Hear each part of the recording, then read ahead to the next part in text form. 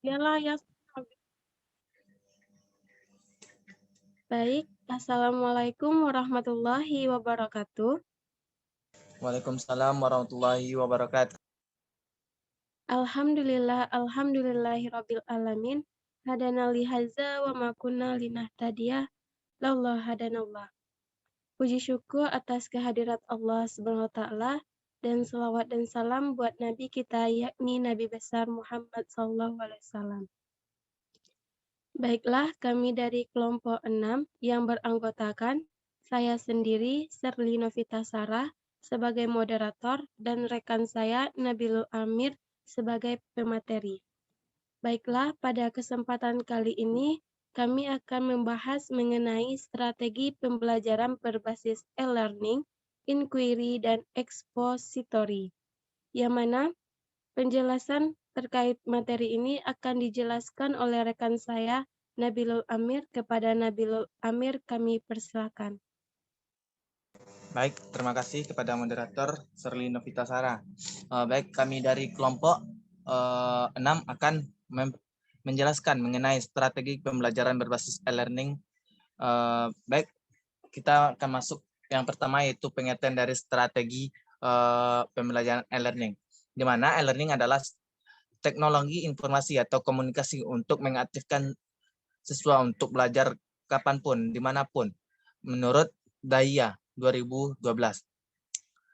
Strategi penggunaan e-learning untuk menunjang pelaksanaan proses belajar diharapkan dapat meningkatkan daya serap peserta didik atas materi yang diajarkan, meningkatkan partisipasi aktif dari peserta didik, meningkatkan kemampuan belajar mandiri peserta didik, meningkatkan kualitas materi pelatihan dan pelatihan, dan meningkatkan kemampuan menampilkan informasi dengan perangkat teknologi, memperluas daya jangkau atau belajar mengajar dengan menggunakan internet tidak terbatas pada ruang dan waktu.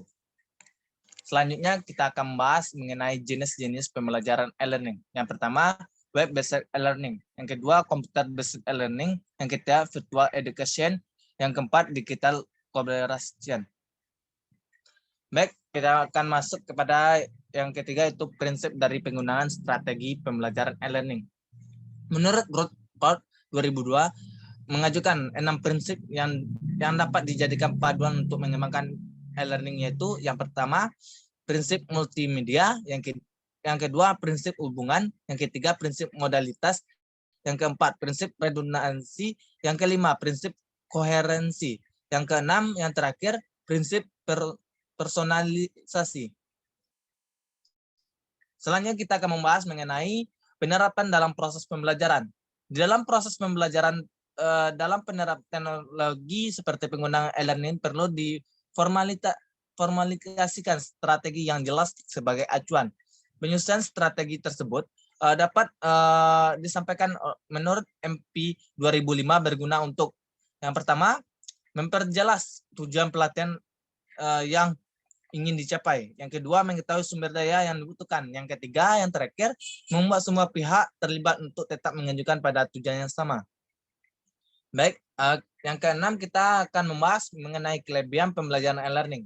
Yang pertama, e-learning dapat mempersingkat waktu pembelajaran. Yang kedua, e-learning mempermudah interaksi antara peserta didik dengan bahan materi peserta didik dengan guru maupun sesama peserta didik, sehingga adanya umpan balik antara pendidik dengan peserta didik.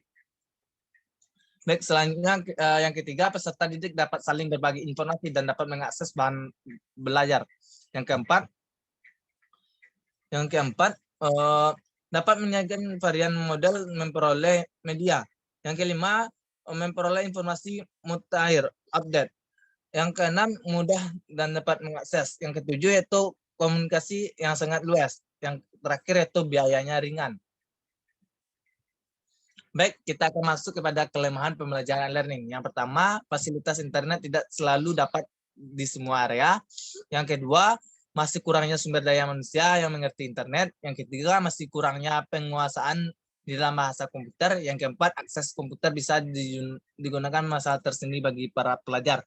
Yang kelima, peserta didik dapat bisa saja mengalami frustasi jika tidak bisa mengakses gambar, grafik, video akibat peralatan seperti software atau atau tidak memadai. Yang keenam yaitu kecepatan mengaksesnya tidak stabil.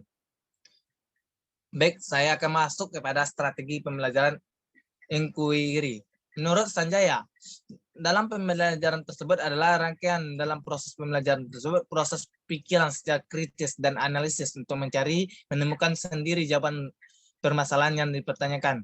Tujuan utama pembelajaran melalui strategi ini menolong siswa untuk mengembangkan disiplin intelektual atau keterampilan berpikir dengan memberikan pertanyaan-pertanyaan yang dapat jawaban atas rasa ingin tahu mereka.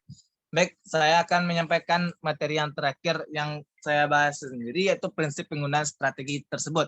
Yang pertama, berorientasi pada perkembangan intelektual. Yang kedua, yaitu prinsip interaksi. Yang ketiga, prinsip bertanya.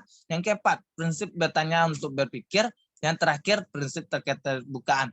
Baik, saya kembalikan kepada moderator dan dilanjutkan oleh moderator sendiri. Baik, terima kasih kepada Saudara Nabil. Baiklah, saya Serli Novitasara akan menjelaskan materi terkait dengan pembahasan kelompok kami, yaitu langkah pelaksanaan strategi pembelajaran inquiry. Yang pertama yaitu orientasi. Langkah orientasi adalah langkah untuk membina suasana atau iklim pembelajaran yang responsif.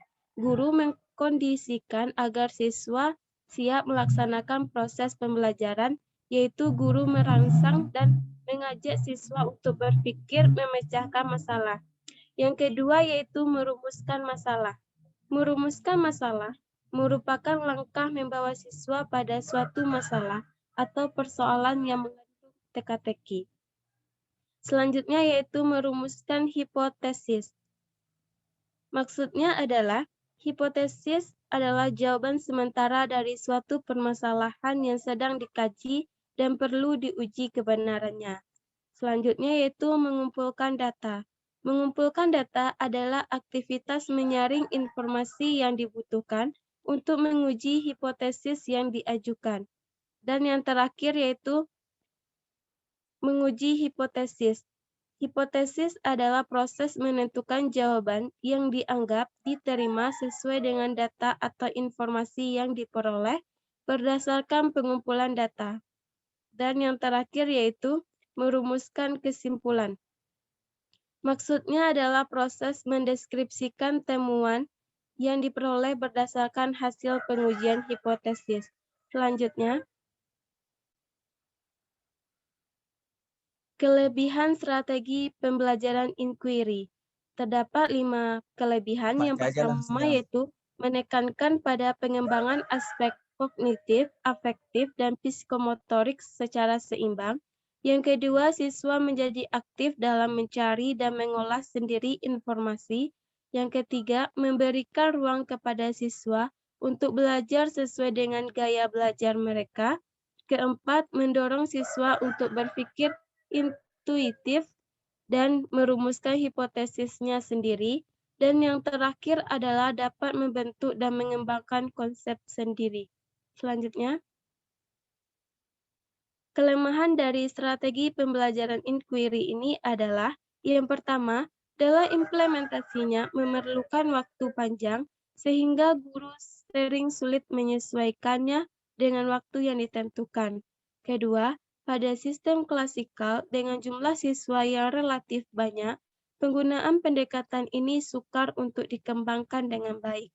Dan yang terakhir, selama kriteria keberhasilan belajar ditentukan oleh kemampuan siswa menguasai materi, maka pembelajaran ini sulit diimplementasikan oleh guru. Selanjutnya, kita akan masuk kepada strategi pembelajaran ekspositori.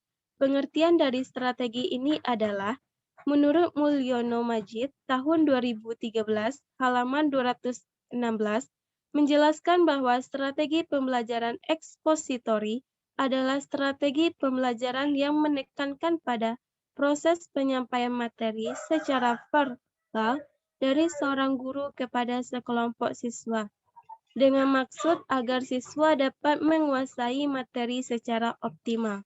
Dalam strategi ini, materi pembelajaran disampaikan langsung oleh guru, siswa tidak dituntut untuk menemukan materi tersebut. Selanjutnya, prinsip dari penggunaan strategi pembelajaran ekspositori ada 4. Yang pertama yaitu berorientasi pada tujuan, kedua prinsip komunikasi, ketiga prinsip kesiapan, dan yang keempat yaitu prinsip berkelanjutan. Selanjutnya adalah langkah-langkah pelaksanaan strategi pembelajaran ekspositori. Langkah-langkah tersebut terdapat 5 langkah. Yang pertama yaitu persiapan, kedua penyajian dan penjelasan materi, ketiga korelasi, keempat menyimpulkan, dan yang terakhir adalah mengaplikasikan. Baik, kita masuk kepada kelebihan strategi pembelajaran ekspositori. Menurut Mulyono tahun 2012, strategi ini sering digunakan. Beberapa keunggulan dari strategi ini adalah, yang pertama, guru dapat mengontrol urutan dan keluasan materi yang akan disampaikan. Kedua, strategi yang sangat efektif bila digunakan yang cakupan materinya luas. Ketiga, dapat digunakan untuk jumlah siswa dan ukuran siswa yang besar.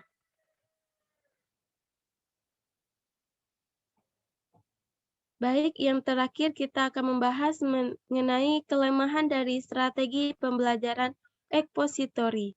Yang pertama yaitu lebih banyak dilakukan dengan ceramah. Kedua, keberhasilan strategi pembelajaran ekspositori sangat tergantung kepada kemampuan guru. Dan yang terakhir yaitu kesempatan untuk mengontrol pemahaman peserta didik akan materi pembelajaran akan sangat terbatas. Baik, sekianlah presentasi dari kelompok kami mengenai materi strategi pembelajaran berbasis e-learning, inquiry, dan ekspositori. Baiklah, kami dari kelompok 6 undur diri. Assalamualaikum warahmatullahi wabarakatuh. Waalaikumsalam warahmatullahi wabarakatuh.